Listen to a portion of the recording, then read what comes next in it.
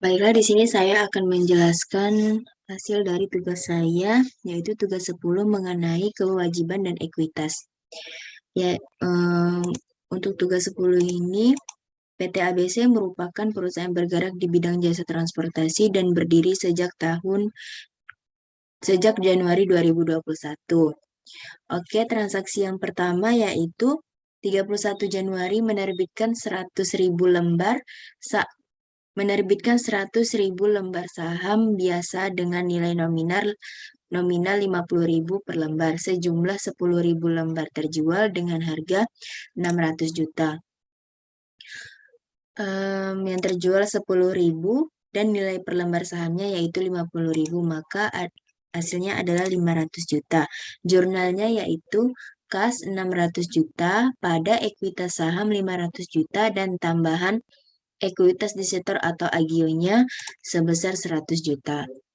Transaksi yang kedua yaitu pada tanggal 20 Februari meminjam uang ke bank sebesar 1 miliar jangka waktu 5 tahun dan bunga per tahunnya adalah 7%. Jurnal pada saat meminjam uang ke bank yaitu kas pada utang bank sebesar 1 miliar. Dengan biaya bunga 7% dari 1 miliar yaitu adalah 70 juta. Pada saat dibayarkan jurnalnya yaitu utang bank 1 miliar dan biaya bunga sebesar 70 juta pada kas sebesar 1 miliar 70 juta.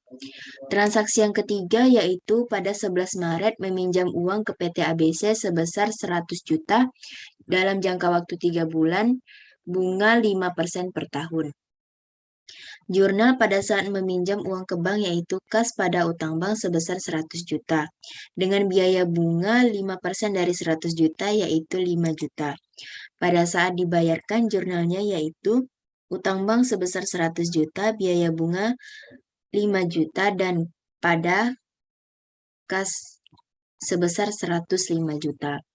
Transaksi yang keempat pada 10 April yaitu membeli komputer 10 unit dengan harga 30 juta per unit secara kredit. Jurnalnya yaitu komputer pada utang sebesar 300 juta.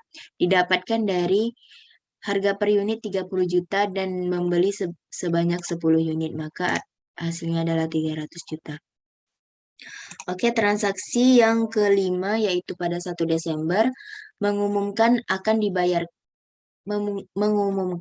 membayar dividen kepada para pemegang saham sebesar 50 juta dengan rincian 30 juta kepada perusahaan dan sisanya kepada orang pribadi atau dividen tidak diinvestasikan kembali. Dividennya sebesar 50 juta.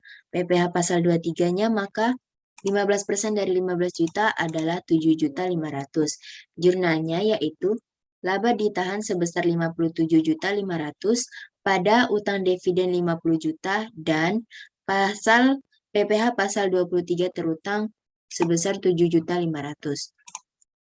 Transaksi yang keenam yaitu pada tanggal 5 Desember membayar dividen kepada para pemegang saham sebesar 50 juta.